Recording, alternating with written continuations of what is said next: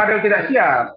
Dia sangat siap. Bahkan meminta untuk dilakukan pertemuan dengan seorang Laura Meizani Mawardi atau Loli. Dan saya agak aneh juga ya kalau ada seorang pengacara yang mengatakan bahwa kami tidak mau dilakukan konfrontir. Dia nggak berwenang. Ingat ya, kita lihat peraturan Kapolri tentang manajemen penyidikan dan yang terbaru. Di situ ada restoratif justice, kemudian ada permintaan gelar perkara khusus, kemudian konfrontir. Itu bagian dari yang kami sampaikan, itu hak dia, hak klien itu. Kalau dia merasa misalnya selama ini baik-baik saja, tiba-tiba ada pengakuan yang berbeda dari Loli. Ada apa dengan Loli? Apakah ada yang menyuruh dia? Apakah dia dibawa tekanan? Makanya kalau kami mengharapkan, ya sudah, kami tetap akan minta nanti dilakukan konfrontir, bertemu. Dan ahli dari mereka ada, dan kami juga ada. Nggak bisa. Jadi jangan dikira datang tiap hari, kalau nanti tidak terbukti saya akan lindas atau saya ludes segala macam. Emang lu siapa ngatur-ngatur hukum di negara ini? Nggak ada. Ya, jadi nggak usah Anda belagak bahwa Anda seolah-olah saya pastikan saya akan jamin masuk penjara. Kau yang sudah masuk penjara. Kau udah pernah masuk penjara. Bahkan ada data terbaru ke saya, 12 kasus yang menimpa dari NM ada di saya. Jadi saya nggak kecut, dan saya udah beritahu bahwa di media semua dan surat kami, Pak Kapolri, Pak Wakapolri, Pak Kabareskrim, Pak kemudian Irwasum, Pak Kadif Propam, Karwasidik, Kapolda Metro, Kabid Propam Polda Metro, Kapolres. Kasus ini harus menjadi atensi karena masalahnya serius. Kalau ada seorang ibu ya yang kita duga membiarkan anaknya, ada seorang ibu yang sudah menyampaikan kepada publik bahwa dia tidak menganggap itu anaknya lagi, dan banyak jejak digitalnya. Ada seorang ibu yang mengatakan tidak lagi anaknya itu sudah dibuang dari kakak. Ada seorang ibu yang mengatakan tidak dapat warisan, dan dia tahu kalau anaknya itu di sana nggak ada biaya, dari mana duitnya. Maka menurut pengakuan Fadel, jadilah Loli itu di sana bekerja untuk slot-slot tertentu, dan itu sebenarnya itulah menghidupi dia. Dan itulah setelah dia pacaran dengan Fadel menasihati dia. Nah, pertanyaannya, apakah boleh anak di bawah umur pacaran? Ya kalau ada haji, nggak ada saya baca di situ. Apabila anak di bawah umur berpacaran dengan seseorang, maka dipidana. Nggak ada.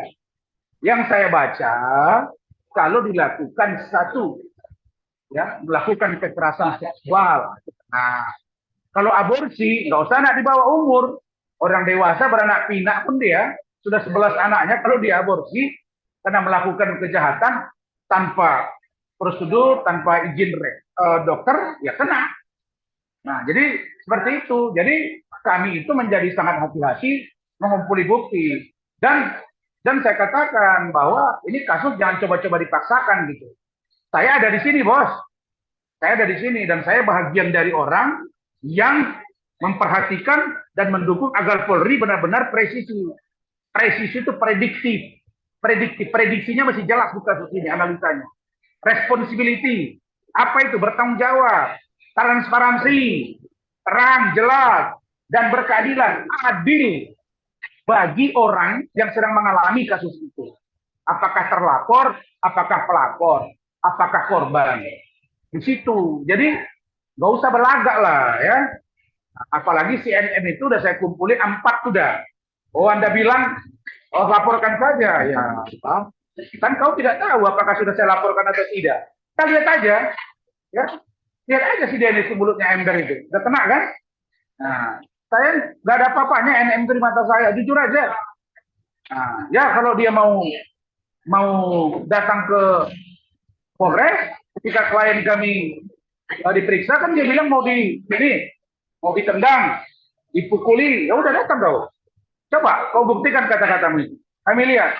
Dan klien kami udah ngomong, aku mau lihat bang, om apakah saya dipukuli atau seperti ini, berani nggak?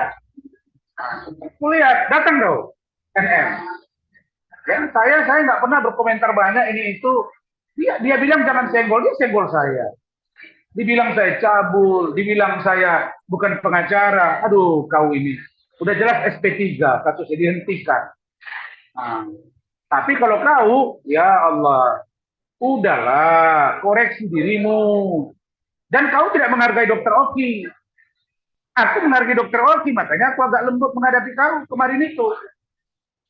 Nah, dan karena Oki bilang, sudah bang, begini, oke, sudah komunikasi. Aku gak menghargai dia. Kenapa? Karena kau senggol saya. Ini kasus pure antara Fadel dengan Doli dan saya yang pelapor. Kok pribadi saya kau senggol-senggol? Hah? Kok kau bilang pula saya yang duluan? Saya posting seorang Fadel dan keluarganya ke rumah saya. Ingat itu. Besoknya kami preskon. Setelah preskon, aku tuh dihajarnya melalui pernyataan dia. Ada Lemon yang berbicara. Dia kira Lemon itu tidak bisa memasuk jadi unsur. Bisa. Sampai terkenal sekarang, Lemon berbicara. Jadi saya sebut aja si Lemon itu gitu. Begitu. Bang, tadi ucapan Agung katanya memang ada juga nungguin juga ya Coba satu-satu ya. Bang. Ya, bang, tadi kan Abang bilang ada juga katanya mau ketemu sama Niki juga bang di Polres, itu benar bang tadi bang? Karena Niki juga bilang katanya mau ketemu Fadil di Polres. Kenapa? Ada abang bilang katanya Fadil juga nungguin kedatangan Niki kita di Polres gitu. Itu benar bang, emang Fadil bilang itu bang, seperti apa bang? Kan iya. Lemon. Tadi mana? Hot lemon. Oh, jadi itulah dia. Jadi sorry ya. Jadi abang saya dia karena bahasa Malaysia dia nggak tahu jeruk lemon di sini kan. Super ya. Jadi saya kan menyampaikan bahwa NM itu mengatakan kalau dia bertemu dengan Fadel, dia akan tendang seperti menendang kursi, nggak boleh dikasih bangkit, kemudian dihajar lagi pakai apa itu yang putih itu, ya. Dan hari Jumat depan kami datang. Fadel saya pastikan datang, insya Allah kalau panjang umur. Nah udah datang aja dia. Saya mau lihat dia apa itu. Kalau dia tidak datang, berarti kamu banyak baca NM. Gitu aja. Ya, jadi kalau di mata saya, kok nggak kebal hukum gitu. Jadi jangan lupa untuk subscribe Cumi Cumi.